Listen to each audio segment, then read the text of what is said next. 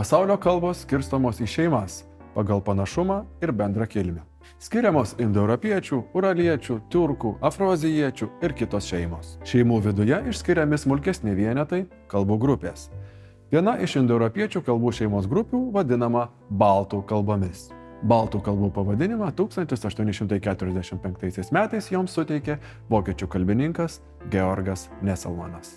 Baltų kalbų grupiai priskiriamos dvi šiandien vartojamos kalbos – lietuvių ir latvių. Senovėje būta ir kitų, vėliau išnykusių baltų kalbų – prūsų, jotvingių, kuršių, sėlių, žemgalių ir taip toliau. Apie jas plačiau žiūrėkite kitose mūsų pasakojimuose. Kas vienyje šias kalbas ir kodėl jas jungiame į vieną baltų kalbų grupę? Ogi tai, kad jos visos yra kilusios iš bendro šaltinio, kurį šių dienų mokslininkai vadina baltų prokalbe. Prieš kelis tūkstančius metų dar nebuvo nei lietuvių, nei latvių, nei prūsų, nei jokios kitos baltų kalbos. Visų šių kalbų vartotojų protėviai kalbėjo vieną bendrą kalbą, kuri laikui bėgant besikeitusi, skilusi į tarmes, o iš jų vėliau išsirutuliojusios atskiros vėlesnių laikų kalbos. Baltų prokalbė niekada nebuvo nei užrašyta, nei jo labiau įrašyta. Tad mes niekada nesužinosime, kaip ji tiksliai skambėjo.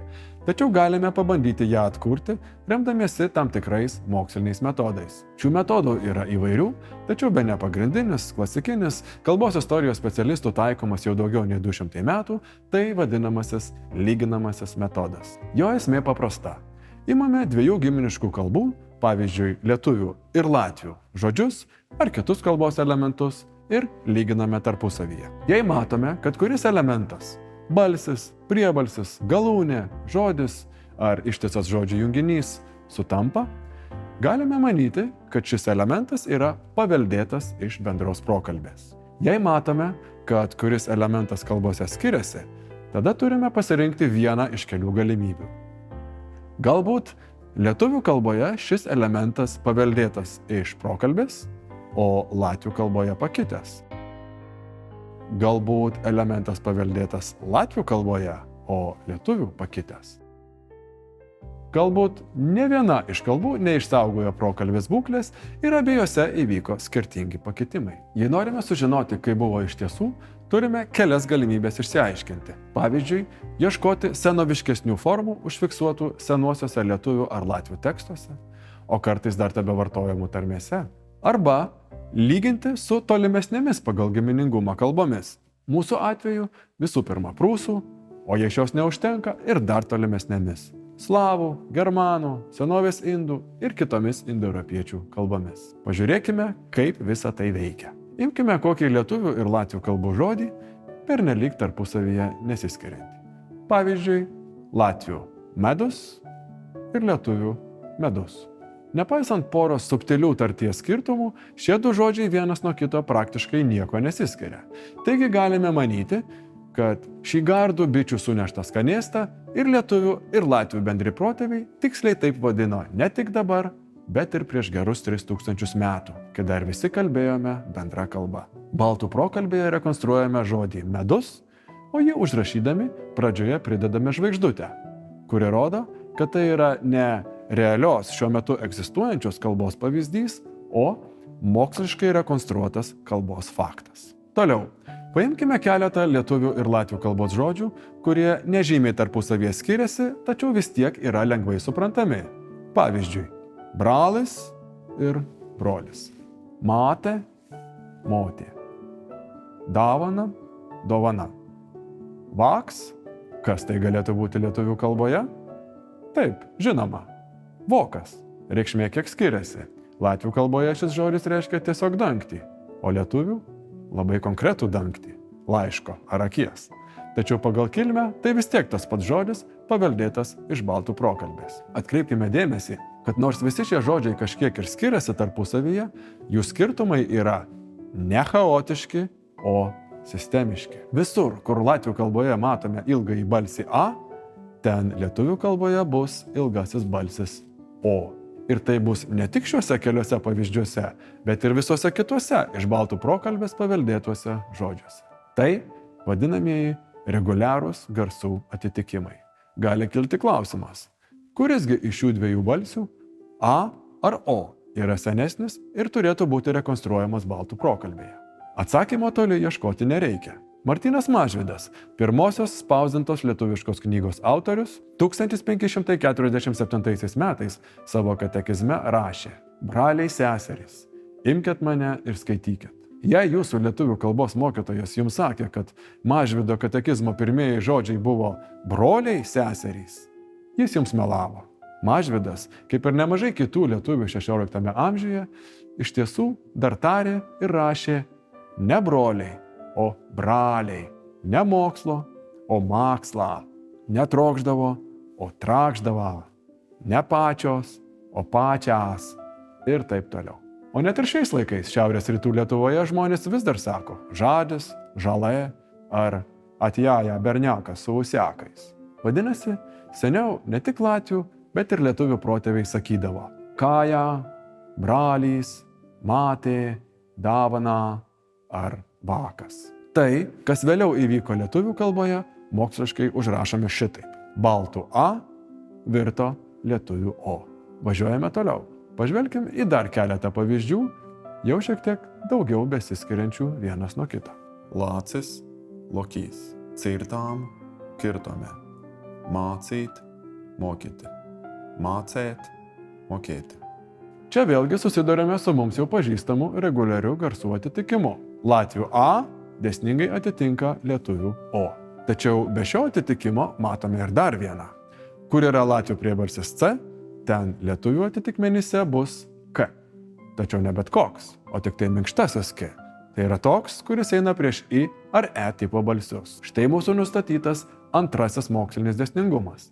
Latvių kalbos priebalsis C atitinka lietuvių minkštąjį priebalsį K prieš I ir E tipo balsius. Kuris iš šių priebalsių buvo tariamas baltų prokalbės laikais? Palyginkim su prūsų kalbos atitikmenimis. Lokys senuosiuose prūsų kalbos šaltiniuose užrašytas kaip lokis. Kirtis kaip kirtis, o mokyti kaip mokinti. Taigi prūsų kalboje matome priebalsį K, kaip ir lietuvių. Jį šiuose žodžiuose rekonstruojame ir baltų prokalbėje.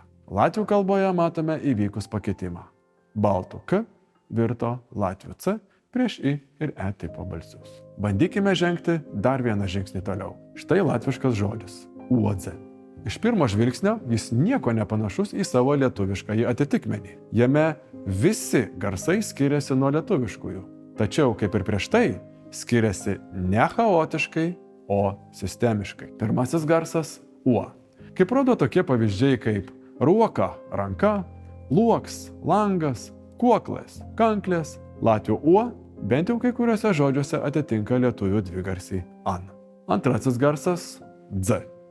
Tokie pavyzdžiai kaip dzijus, gyvas, dzenis, genys, dzimt, gimti rodo, kad latvių priebalsis dz atitinka lietuvių minkštąjį g prieš I ir E tipo balsius. Toliau galūnė E.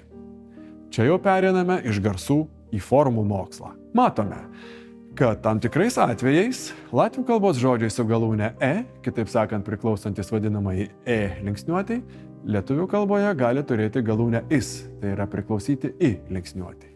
Pavyzdžiui, abelė – obelis, sakne – šaknis, uoglė – anglis. Taip galėtų būti ir mūsų žodžio uodze atveju. Taigi, kas išeina? Latvių uodze, kad ir kaip nepanašiai beskambėtų, pasirodo yra ne kas kita nei lietuvių angis. Prūsų kalbos atitikmuo irgi skamba taip pat. Tad ir baltų prokalbėje rekonstruojame formą angis. Bet ką čia smulkinti su pavieniais žodžiais? Gal pabandykime rekonstruoti visą sakinį. Pradžioje pasirinkime žodžius, iš kurių jis bus sudarytas. Jie be abejo turi reikšti realijas, egzistavusias prieš 2 ar 3 tūkstančius metų.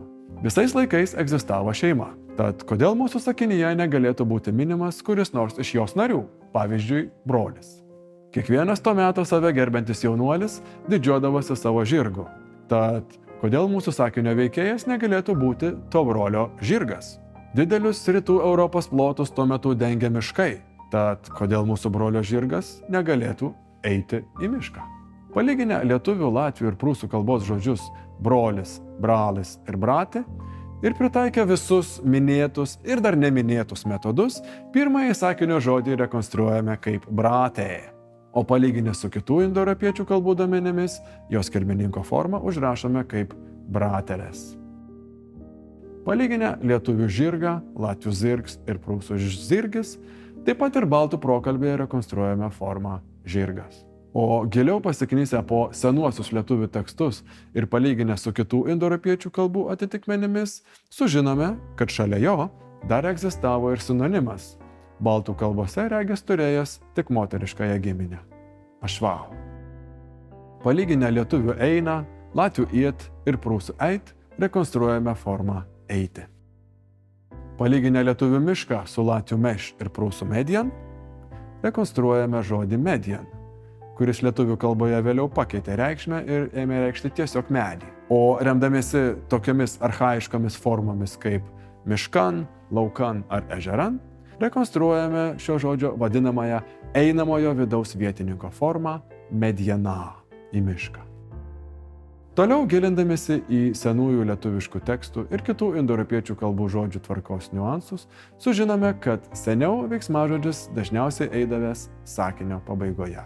Galiausiai išsiaiškiname, kaip buvo kirčiuojamas kiekvienas iš šių žodžių ir gauname pirmą savo rekonstruotą baltų prokalbės sakinį, ataidantį iš poros tūkstančių metų praeities. Brataris ašva, mediana eiti. Jei norėtumėte daugiau sužinoti apie tai, kaip skambėjusi mūsų protėvių kalba prieš 2 ar 3 tūkstančius metų, ieškokite savo bibliotekoje istorinių ir lyginamųjų baltų kalbų gramatikų.